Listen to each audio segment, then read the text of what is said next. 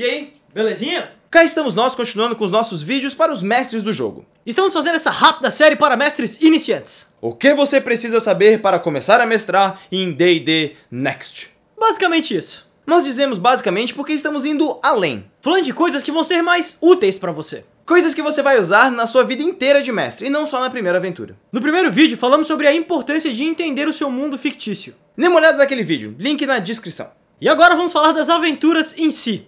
Pronto para as aventuras, cara? Sim, certeza. Vamos passar o final de semana inteiro jogando Neverwinter. Isso não é aventura, cara. Cara, real time ali, velho. Um do lado do outro, Habibs só pode cagar quando o teu personagem for cagar. Nós já falamos de algumas coisas parecidas no primeiro vídeo do Clérigos de Patreon. Link no descritivo do vídeo. Mas agora vamos ser mais focados na nova edição de Dungeons & Dragons. E pra começar, defina um objetivo. O que você quer que os seus personagens façam na aventura? E isso é bem importante. É uma aventura para matar bichos nas catacumbas? De sair procurando artefatos? De investigação? E esse objetivo precisa ser claro também. Aventureiros, que bom que vocês chegaram. Hey, é um prazer estar aqui. Não me chame de rei, me chame de Juliano, o enorme. Mas eu sou mais alto que você? Mas eu sou enorme. Uau.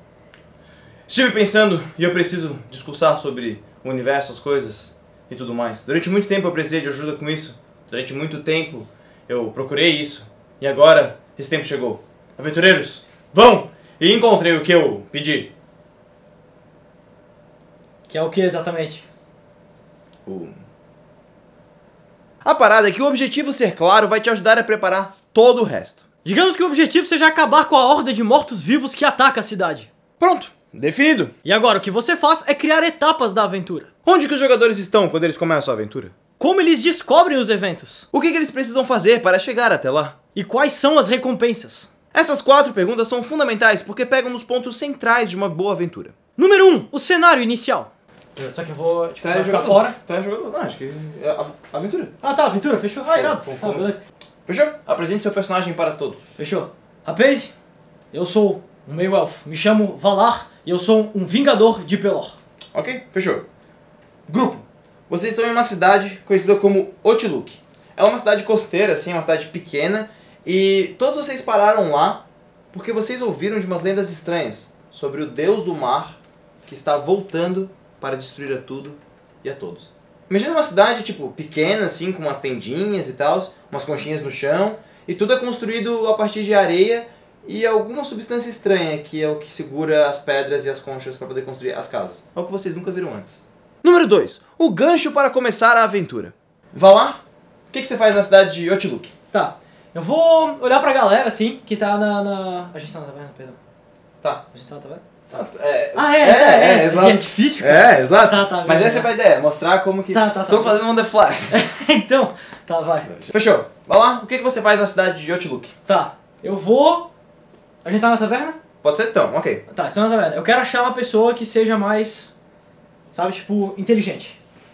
Tá, tipo, uma pessoa mais culta. Mais culta, é isso. Cara, tu percebe que tem um senhorzinho, ele é o único que tá lendo. Tá, então ok. tu sabe que ler não é uma coisa muito comum nessa cidade. E ele é mais velho. E ele é mais velho. Ótimo, então eu vou me aproximar dele, eu vou ser educado e sim, fazer todo Cumprimento, beleza? cumprimento. Mas quando ele te olha, velho, quando começa a fazer o cumprimento, o olho dele enche de lágrima. E tu percebe, cara, claramente, que tem umas marcas, assim, de cortes ou alguma coisa parecida nos braços, no pescoço. E ele, cara, se agacha, coloca a mão no tipo teu pé, assim, começa a subir e fala: os deuses estavam certos. Pelor mandou um vingador para nos salvar. Otiluk estará salvo. Número 3, os encontros até lá. Tá, daí eu tiro o velhinho do chão, Beleza? daí eu falo, Cara, calma, senhor. Não, ele já te abraça, obrigado, não sei o quê. Tudo bem, eu abraço ele de volta, mas eu sento ele na cadeira. Beleza, ele sento se acalma. na frente dele. A taverna fica meio comovida, assim. Sim. Tu pode me explicar um pouco melhor o que tá acontecendo? Cara, na hora ele já te fala: há muito tempo atrás nós ouvimos falar dos Vingadores de Pelor, que eles chegariam aqui para nos salvar do oceano. Do O oceano? oceano manda criaturas todas as noites. E eles vão mandar esta noite de novo. O mar ganha vida. E quando ele ganha vida, os olhos do mar cobrem a cidade. Umas pessoas se aproximam, e aí umas pessoas mais lúcidas, assim, falam que criaturas marinhas atacam a cidade de noite, toda noite, atacam a cidade. E mais do que isso, no meio delas, dessas criaturas marítimas, tem 2 olhos amarelos gigantes que, tipo, observam a cidade. Vocês não sabem direito o que é, mas pela descrição, talvez seja um beholder. Ou 2. 4. Recompensas. Tá, então eu vou me dirigir às pessoas mais lúcidas e vou perguntar pra elas exatamente a que horas eles atacam e o que as pessoas fazem em relação a isso, pra se proteger. Fechou. Cara, eles atacam quando o sino dá 6 badaladas, o que tu entende que é no final da tarde. A região escurece mais cedo, por causa de onde ela é posicionada no globo e tal. E tu sabe que isso também significa que tem muito tempo de noite, que é o suficiente para as criaturas atacarem por muito tempo. Eles começam a narrar como é que é os ataques, e eles se protegem dentro das casas, porque a casa é muito resistente. A casa é feita com um resíduo de um material que tem no meio do, tipo, do oceano, assim, que é de onde vem as criaturas, que é um dos materiais mais resistentes que tem e que ele é altamente moldável. Tu sabe, cara, que com isso aí, tu poderia fazer uma espada, assim, digna de Pelor, velho. O quinto passo é opcional, mas é bem maneiro. 5. O que acontece depois para levar os jogadores para uma outra aventura? E com ele marcado pela minha promessa, eu vou enfiar a espada de baixo pra cima nele assim e vou abrir ele. Abrir ele? Cara, Full Blade, né, velho? Full Blade. Não, a rolagem foi alta, é o suficiente. Cara, ele abre no meio, assim, aquele olho abre, cai um líquido verde, assim, e o corpo dele cai em cima do outro, rola, e começa a ser levado pela maré, que traz pra fora, e tu vê o sangue se misturando com a água, com a areia, uma coisa meio nojenta. Mas aí tu percebe, velho, o corpo caiu, e quando tu olha pro mar, tu vê que tem um barquinho, com uma figura humanoide, com uma lamparina, assim, que tava observando tudo. O que tu faz?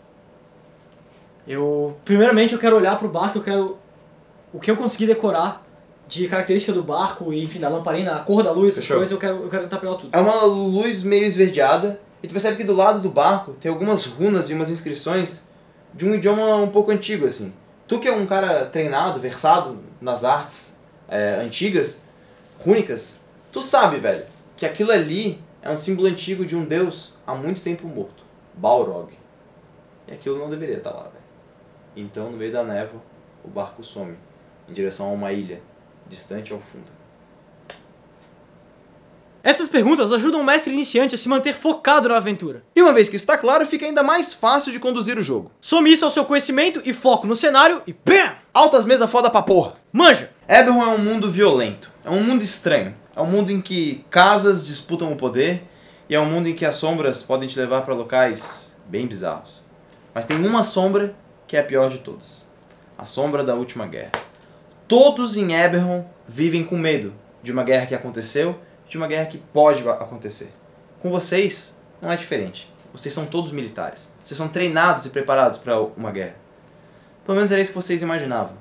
Até que o comandante, conhecido como Captain Marshall, levou vocês para uma sala menor, com pouca iluminação, e disse que ele precisava que vocês destruíssem uma forja. Algo que vocês acharam que não existia mais, que a Casa Caniff tinha destruído isso. É um problema, porque vocês são todos Warforged. Vocês foram criados nessas forjas. E agora, ele está pedindo para vocês destruírem isso. Mas tem uma recompensa muito grande nesse meio tempo. Vocês vão se tornar, pela primeira vez, livres. Serão vocês os primeiros gigantes de aço a caminhar pela Terra livres. É isso que vocês querem?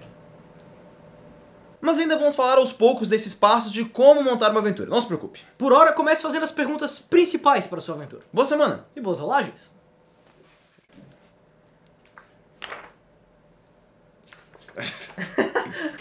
Hey!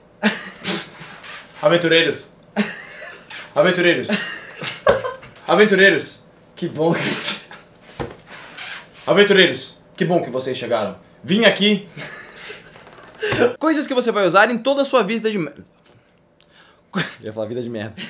Muito obrigado por assistir mais um vídeo do Formação Fireball. Se você gostou do vídeo e quer saber mais da série, ou se você ficou boiando nesse vídeo e quer saber o que aconteceu antes, temos um vídeo aqui, que é o vídeo anterior. Se você gostou do que viu e quer apoiar a Formação, considere dar um like e se inscrever no canal. E se você curte Formação Fireball e quer fazer essa bola de fogo causar mais dano, considere dar uma olhadinha no nosso Patreon. Clicando aqui. Isso aí, acho que não. Não, acho que Não tem mais. Não. Não, mais nada. Entendeu? Não.